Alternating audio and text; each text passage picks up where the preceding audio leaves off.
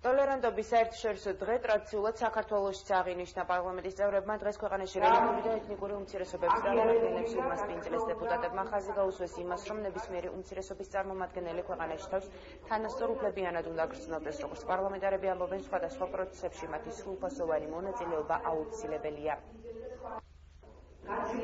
ეს არ არის მხოლოდ აღნიშნა, რომ საქართველო არის ამ მხრივ მართლაც გამორჩეული ქვეყანა. ეს არის ამავდროულად მუდმივი მზადყოფნის და მუდმივად ხაზგასმა იმისა, რომ უმცირესობების, რელიგიური, ეთნიკური, ნებისმიერი უმცირესობის თანაბარი მონაწილეობის გარეშე ქვეყნის ყოველდღიურ ცხოვრებაში შეუძლებელია ვისაუბროთ დემოკრატიულ საზოგადოებაზე.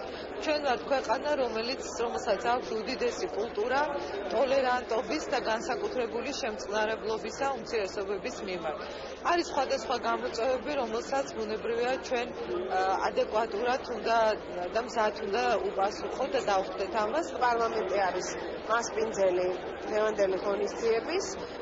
საქართველო ძალიან მრავალფეროვანი ქვეყანაა, იმით რომ ძალიან მრავალფეროვანია როგორც ეროვნებათა შემადგენლობა, ასევე რელიგიური აღმსარებლობის სხვადასხვა სახის უმცირესობები, რომლებიც ცხოვრობენ ჩვენთან ქვეყანაში.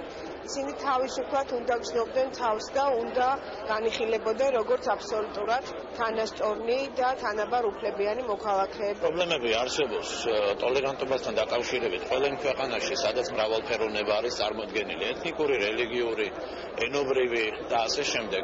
ამიტომაც საქართველო გამონაკლისი ბუნებრივია არ არის. საქართველო არის საკმაოდ მრავალფეროვანი ისტორიულადაც და რა თქმა უნდა, როდესაც ვსაუბრობთ ტოლერანტობაზე ისტორიულად ჩვენ ეს კომპონენტი ყოველთვის თანგვახლებს, მაგრამ დღევანდელ რეალობაში არსებობს ახალი გამოწვევები ტოლერანტობის დაცვის თვალსაზრისით და ამ გამოწვევებს ჩვენ ღირსეულად უნდა დავხვდეთ.